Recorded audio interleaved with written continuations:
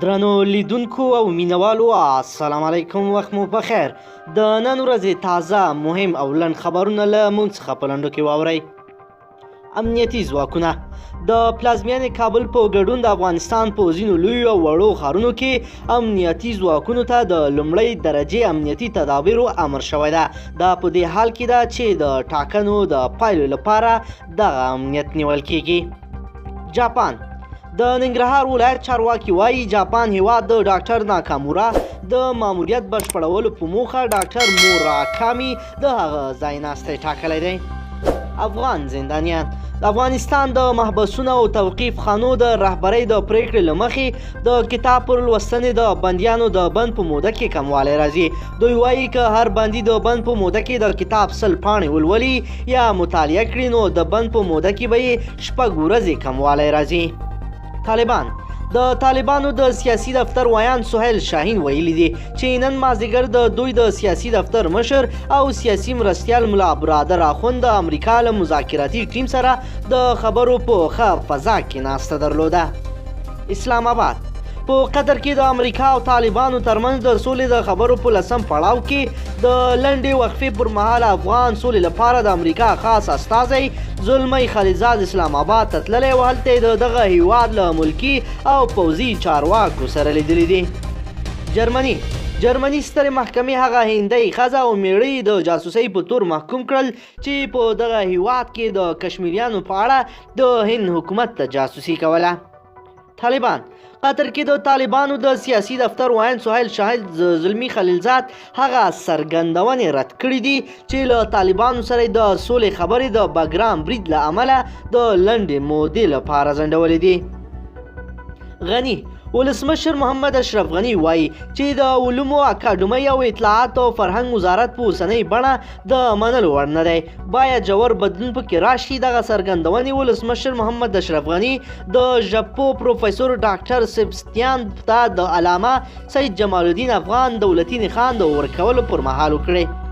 کمیسیون د ټاکنو خپلواک کمیسیون مشره وایي که چیرې په 2 ولایتونو کې د رایو د بیا شمېرنې اجازه ورنه کړل شي د دوی خپلواکۍ تر پوښتنې لاندې راځي.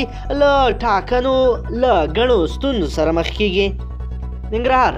د ننګرهار ولایت د اطلاعاتو او کلتور ریاست مسؤلین د مدني ټولنو استازو یو شمېر ځوانانو په دې ولایت کې د پاکستاني وکلدارو پر ضد زبردست کمپاین ترسره کړی دی.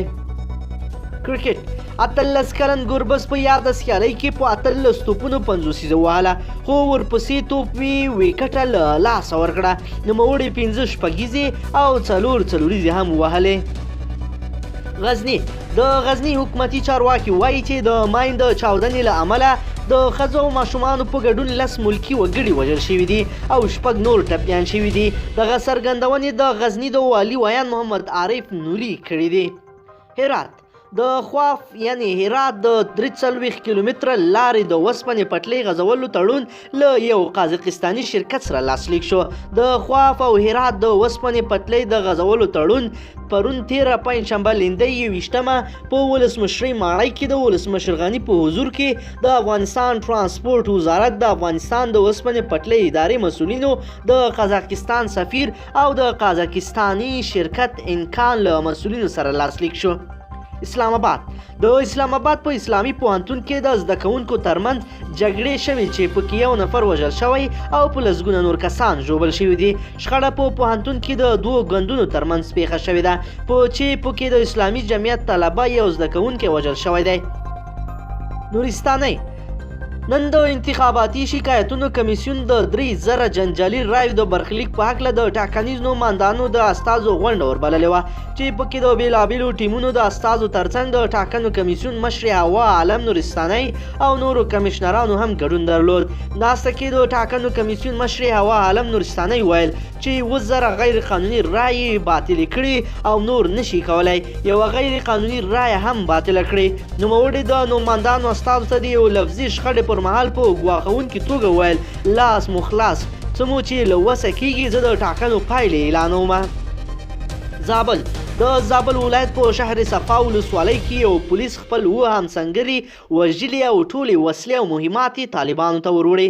د افغانستان مالی وزارت چارواکي وایي په دغه هیواد کې د روان کال تر اوسه راټول شوي عواید 198 میلیارد افغانیو ته رسیږي، خو د ولسي جرګې مالی او بودیجوي کمیسیون دغه شمیرې له مبالغې ډکې بولي او وایي له مالی وزارت یې بشپړ او کره جزئیات غوښتي دي.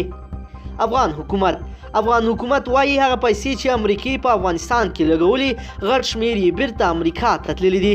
دا څرګندونې د واشنګټن پوسټ ورځپاڼې د هغه اسنادو د خپرولو په غبرګون کې شوي چې امریکې کې د افغانستان د ماموریت په باب خپاره شوي دي. قومنداني د امریکا د مرکزی قومندانۍ پخوانی قومندان ویلي چې له طالبانو سره د امریکا د هوکړې چانس باید ځای نه شي او د افغانستان جګړه باید نور پای ته ورسول شي. درنو لیدونکو که چیرې غواړئ چې له ورته تازه مهم او لنډو خبرونو څخه ځان خبر کړئ زموږ چینل در سره ضرور سبسکرایب کړئ او ویډیو لایک کړئ ترڅو زموږ هره نوې ویډیو تر تاسو د ټولو نه ژر تر ژره در ورسیږي.